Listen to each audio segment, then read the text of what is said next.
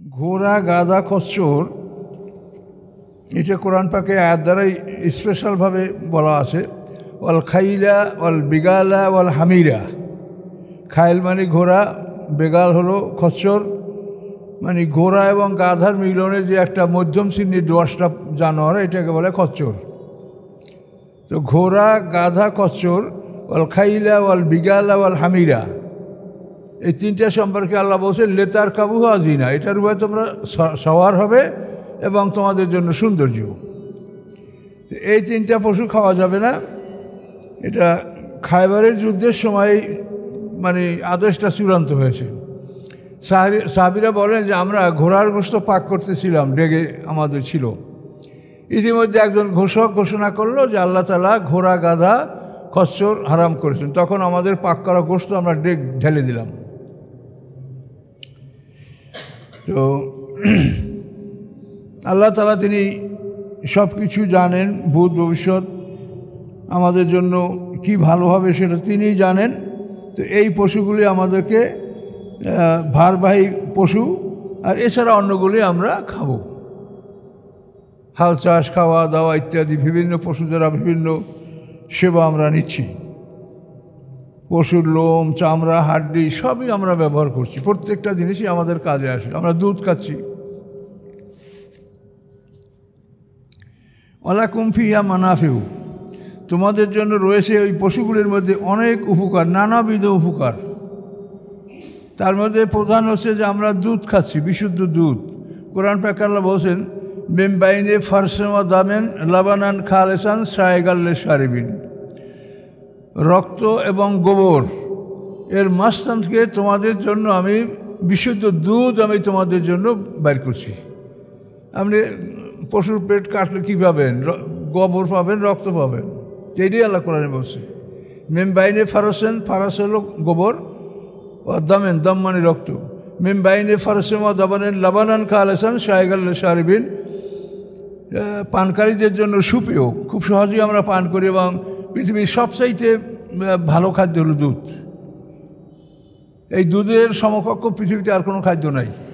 এটা আল্লাহ তাআলা পশুর পেট থেকে আমাদেরকে বের করে খাওয়াচ্ছেন। অলে তাব লুগু আলাইহা হাজাতান, এবং এই পশুগুলির মাধ্যমে তোমাদের যে প্রয়োজন এটা তোমরা মিটাচ্ছ। তুমি কোন শহরে যাবা, এখনও পৃথিবীতে এমন এমন জায়গা আছে যেখানে গাড়ি ঘোড়া ট্রাক যেতেও পারে না, চলতেও পারে না। সেখানে এই ঘোড়া গাধা হাতি এই সমস্ত মহিষ এগুলির গাড়ি দ্বারা সেখান থেকে মাল সরবরাহ হয়, কাঠ সংগ্রহ করা হয়। এই আধুনিক বিশ্বেও এখনও এমন এমন বহু জায়গা আছে। তা আল্লাহ বলেন তোমাদের প্রয়োজন এই পশুগুলির মাধ্যমে তোমরা মিটাচ্ছ। শুধুরকম যে প্রয়োজনগুলি তোমাদের অন্তরে অনুভব করো। ও আলাইহা ওয়ালাল ফুলকে তুহমালুন, এবং এই পশুগুলির উপরে এবং নৌকাগুলির উপরে তোমাদেরকে বহন করা হয়। তোমরা নৌকায় চড়ো, জাহাজে চড়ো, আর এই পশুগুলির উপরে তোমরা আরোহণ করছো। এগুলি সবই আল্লাহর কুদরত, এবং এই পশুগুলি আমাদের জন্য আল্লাহ তাআলা অনুগত করে দিয়েছেন। ওয়ুরিকুম আয়াতিহি, আল্লাহ দেখান তার নিদর্শনগুলি তোমাদেরকে। ফাআইয়া আয়াতিল্লাহি তুনকিরুন, তোমরা আল্লাহর কোন নিদর্শনগুলি অস্বীকার করবে? চন্দ্র, সূর্য, গ্রহ, নক্ষত্র, আকাশ, পৃথিবী, নদী, সমুদ্র, জঙ্গল, মরুভূমি, তোমরা যেটাই দেখো সেটা আল্লাহর নিদর্শন। কাজের কোনটাকে তোমরা অস্বীকার করতে পারবে? পৃথিবীতে কীভাবে পাহাড় স্থাপন করা হয়েছে, এই পাহাড় যদি পৃথিবীতে না থাকতো তাহলে পৃথিবীটা এত ভারী হতো না। এটা যেহেতু ঘন্টায় 43,200 মাইল বেগে চলে, কাজে এটা আমাদেরকে নিয়ে এত জার্কিং করতো যাতে আমরা সবাই বমি করিয়ে মরে যেতাম। বড় বড় জাহাজ যদি শূন্য হয়ে যায় তো ওই জাহাজে পানি লোড করে তারপর জাহাজ চালাতে হয়। তা নইলে খালি জাহাজ চালালে ইঞ্জিনের ধাক্কায় ওর মধ্যে যারা মানুষ আছে তারা সব বমি করবে, মরবে। কাজে ওজন না হইলে এটা হয় না। রেলের গাড়ি, রেলের চাকাগুলি এত ওজন লোহা কেন? যে এটা যদি ওজন না থাকে তো গাড়িটা লাইনে থাকবে না, এটা পড়ে যাবে লাইন থেকে। একটা রেলের খালি ইঞ্জিন 20 কিলোর বেশি গতি নিতে পারে না। আর যখন ওর সাথে 10টা 12টা বগি বেঁধে দেন তখন ও 150, 200, 250 কিলোমিটার বেগে চলতে পারে।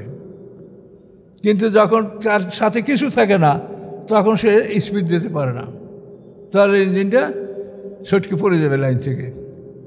যে আল্লাহ তাআলার এই যে সৃষ্টির একটা রহস্য, যে এই পৃথিবীকে পাহাড় দ্বারা পৃথিবীকে আল্লাহ তাআলা অত্যন্ত ওজন করেছেন, ভারী করেছেন, যার জন্য এই পৃথিবীটা যে চলে আমরা বুঝতেই পারছি না যে এই পৃথিবীটা চলে। এটা ঘন্টায় 43,200 মাইল বেগে চলে।